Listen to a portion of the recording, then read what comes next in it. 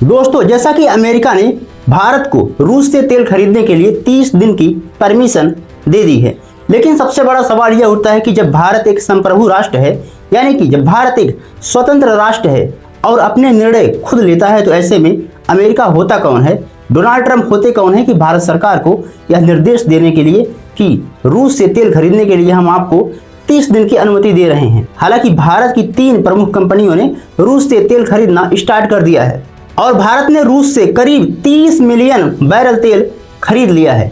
लेकिन सबसे चौंकाने वाली बात यह है कि 30 दिन के बाद भारत सरकार क्या करेगी तेल के फैसले को लेकर, क्योंकि 30 मिलियन बैरल तेल खरीदने का मतलब यह हुआ कि भारत सरकार अपनी तेल जरूरतों को लगभग 7 से 8 दिन तक पूरा कर सकता है। लेकिन फिर वही सवाल है कि आखिर 30 दिन के बाद भारत सरकार क्या करेगी। दोस्तों, आगे हम विस्तार से बात करेंगे कि भारत की किन किन कंपनियों ने कितने कितने अरब बैरल तेल खरीदा है और अमेरिका के राष्ट्रपति डोनाल्ड ट्रंप किन शर्तों पर भारत सरकार को 30 दिन के लिए रूस से तेल खरीदने की अनुमति दिए हैं।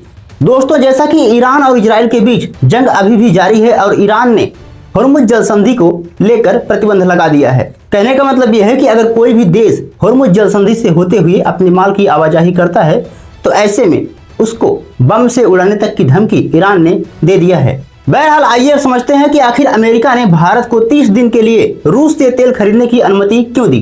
दोस्तों, जैसा कि भारत अपनी तेल जरूरतों का लगभग 50% हिस्सा अरब कंट्रीज से खरीदता है, लेकिन जैसा कि ईरान और इजराइल के बीच जंग अभी भी जारी है, तो ऐसे में भारत सरकार की तेल जरूरतों को पूरा करना एक अहम चुनौती मानी जा रही है। जिसके बाद भारत सरकार अर्थात नरेंद्र मोदी पर यह प्रश्न उठाया जा रहा है कि आखिर अमेरिका किन शर्तों पर 30 दिन के लिए रूस से तेल खरीदने की अनुमति दिया है। बहरहाल दोस्तों, अब आइए बात करते हैं कि क्या अमेरिका ने जिस प्रकार से 30 दिन की अनुमति रूस से तेल खरीदने के लिए दिया है, तो क्या ऐसे में भारत सरकार को 30 दिन के बाद भी रूस से तेल खरीदना जारी रखना चाहिए। दोस्तों, जैसा कि आप सभी को पता है कि रूस भारत का कितना बड़ा साझेदार है और भारत का कितना बड़ा मित्र है।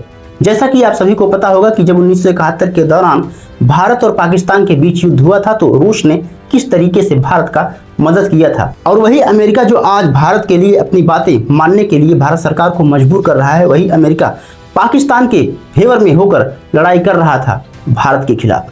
दोस्तों, जहां तक मेरा मानना है कि जब भारत एक संप्रभु राष्ट्र है और अपने निर्णय स्वयं ले सकता है, तो ऐसे में अमेरिका के दबाव में आना ठीक नहीं है, क्योंकि भारत सरकार अर्थात नरेंद्र मोदी को वर्तमान में जिस प्रकार की परिस्थिति ईरान और इजराइल के बीच युद्ध को लेकर हुआ है, जैसा कि मिडिल ईस्ट में तनाव अभी भी बढ़ रहा है, ऐसे में भारत सरकार अर्थात नरेंद्र मोदी की यह प्राथमिकता होनी चाहिए कि अपने नागरिकों के हित की सुरक्षा की जाए। इसके अलावा भारत जितना भी तेल रूस से खरीदता है तो उसका भुगतान रुपए में करता है। ऐसे में ट्रांसपोर्टेशन लागत काफी कम होता है और तेल काफी सस्ते में आसानी से मिल जाता है। ऐसे में मेरा मानना यह है कि 30 दिन के बाद भी रूस से तेल खरीदना जारी रखना चाहिए भारत सरकार को। इसके अलावा जब दुनिया के बड़े देश अपना फायदा देख रहे हैं, तो भारत सरकार को भी अपना फायदा देखना चाहिए। हालांकि भारत केवल रूस से ही तेल खरीदने के लिए उस पर डिपेंड नहीं है।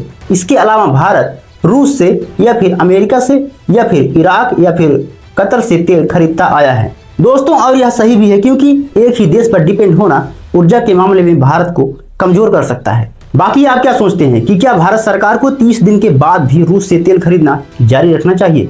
कमेंट बॉक्स में अपनी राय जरूर दें। मिलते हैं अगली वीडियो में, तब तक के लिए जय हिंद, जय भारत।